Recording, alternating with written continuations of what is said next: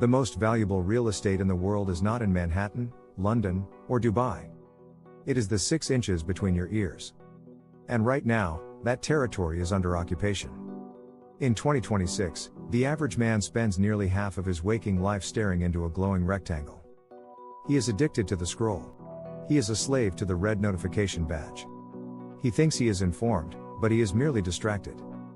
He thinks he is connected, but he is profoundly isolated.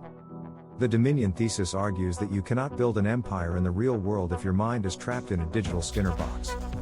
The algorithms of Silicon Valley are designed by the smartest engineers in history to do one thing: harvest your attention and sell it to the highest bidder.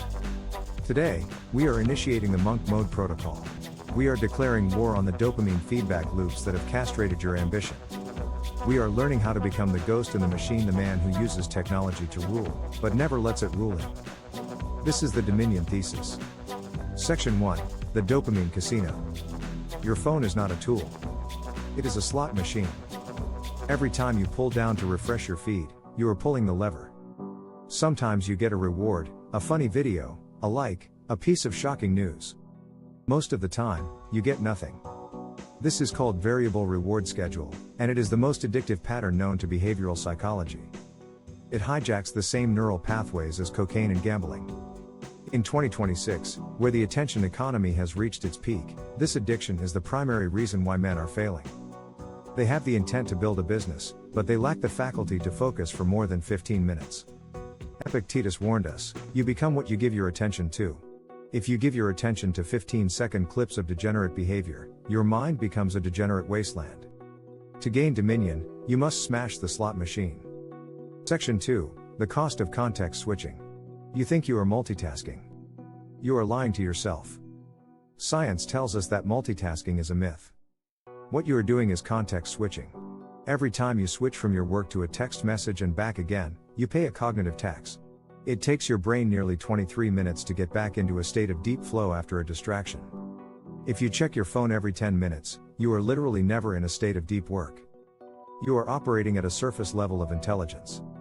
This is why the modern world is full of busy people who produce nothing of value. They are drowning in shallow work. The monk mode protocol is the antidote. It creates long, unbroken blocks of time where your brain can actually reach its maximum horsepower. In a distracted world, 4 hours of deep work is worth 40 hours of office time. Section 3, the monk mode definition. What is monk mode? It is not moving to a monastery. It is not becoming a Luddite. It is a period of strategic isolation committed to a singular goal. It is a contract you sign with yourself. For a set period, maybe 21 days, maybe 90 days, you eliminate all low-value inputs. No scrolling. No news. No video games. No porn. No aimless browsing. You only use technology as an output device, not an input device. You are the broadcaster, not the receiver.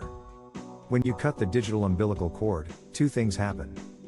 First, you go through withdrawal. You feel bored, anxious, and out of the loop. Second, your brain begins to heal.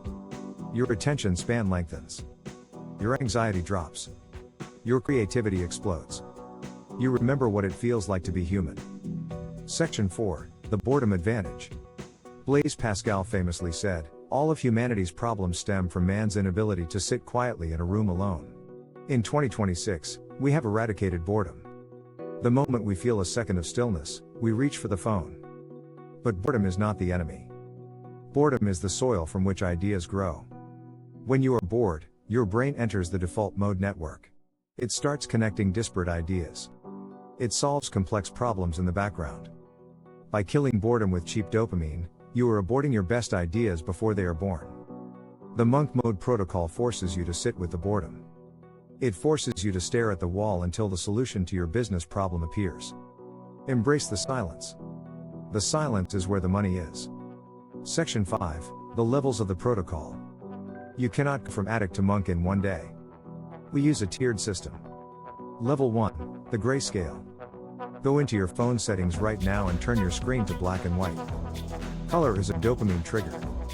Without it, your phone becomes a boring tool. Remove all social media apps. If you need to check them, use a desktop computer. Level 2, the digital fast. phone goes into airplane mode at 8 p.m. and does not come out until 10 a.m. the next day. Your mornings belong to your empire, not to the world's emergencies. Level 3, the air-gapped empire. This is for the heavy hitters. You have a dedicated laptop that has no internet connection. You use it for writing, coding, or strategizing. If you need to research, you use a different machine. This physical separation creates a sacred space for work. When you sit at the air-gapped machine, your brain knows, we are here to build. Section 6, the ghost status. Society tells you that you need to be responsive. If I don't reply instantly, I'll lose the client. My friends will be mad. This is fear talking. High-status individuals are hard to reach. The CEO does not text back in 30 seconds. The president does not check his DMs. By being constantly available, you are signaling that your time has low value. Monk mode trains you to be a ghost. You reply on your schedule, in batches. You teach people how to treat you. When you finally emerge from monk mode with a finished product, a launched business, or a transformed body, no one will care that you didn't text them back on a Tuesday. They will respect the results.